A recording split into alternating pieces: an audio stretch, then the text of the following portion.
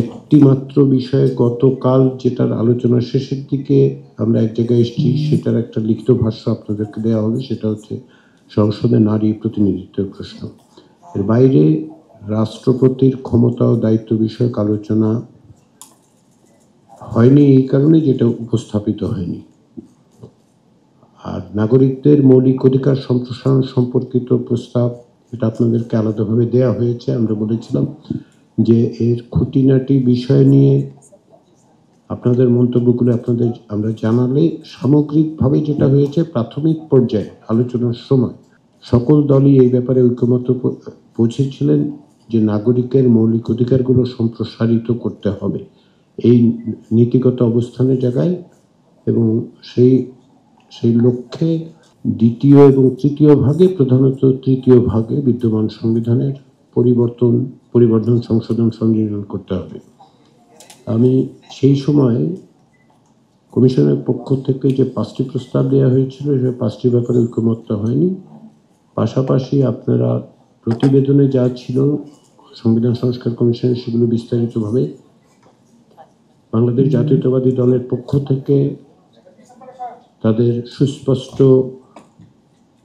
সুপারিশ, পরামর্শ, যেখানে তারা একমত সেটা একমত বলেছেন, যেখানে কি কারণে একমত না সেটাও জানিয়েছেন। আর সেগুলো আমরা সেজন্য প্রথমত বিএনপিকে ধন্যবাদ। দ্বিতীয়ত সেটা হচ্ছে যে এটা আমাদেরকে সাহায্য করেছে। এর মধ্যে একটা বড় বিষয় ছিল এই যে এগুলোকে তৃতীয় ভাগে কিভাবে সন্নিবেশিত করা যায় সেটা যেন আমরা বিবেচনা করি। আমরা সেভাবেই বিবেচনা করেছি। এখন এটা প্রতিটি অনুচ্ছেদ ধরে আলোচনা করার সময় এবং সুযোগ নেই, কিন্তু আপনাদের কাছে এই সংযোজনীগুলো দেওয়া হয়েছে। আপনারা যদি আগামীকাল সকালের মধ্যে আমাদের কাছে পৌঁছানোর ব্যবস্থা করেন, যদি আপনাদের আপত্তি থাকে, পরিবর্তনের কথা থাকে। আর এর বাইরে সেটা হচ্ছে প্রাথমিক পর্যায়ে যে বিষয়গুলোতে ঐকমত্য হয়েছে, সেগুলো একটি তালিকা আপনাদের কাছে আজকে বিকেলের মধ্যে আমরা পৌঁছে দেব রাজনৈতিক দলগুলোর কাছে।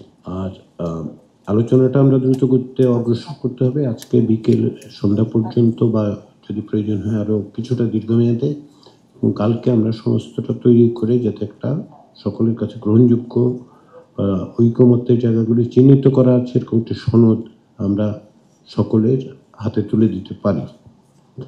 আজকের আলোচনায় যে সমস্ত বিষয় আছে সেগুলোতে অবশ্যই রাষ্ট্রপতির ক্ষমতা ও দায়িত্বের প্রশ্ন ছাড়া, কারণ এটা একেবারেই নতুন প্রস্তাব হিসেবে আসবে, বাকিগুলোতে আমরা যতটা সম্ভব সংক্ষিপ্ত আলোচনার মধ্যে দিয়ে সিদ্ধান্ত উপনীত হতে চাইব। সে ব্যাপারে আপনাদের সহযোগিতা দরকার, যেমনটি আপনারা এই প্রক্রিয়ার গোড়া থেকেই করে আসছেন। আমরা সেই প্রচেষ্টা অব্যাহত রাখব। নাটা জেলি আর পানীয়র এক অসম কম্বিনেশন ড্রিঙ্কো। চিল থাকতে চান? ড্রিঙ্কো চাবান।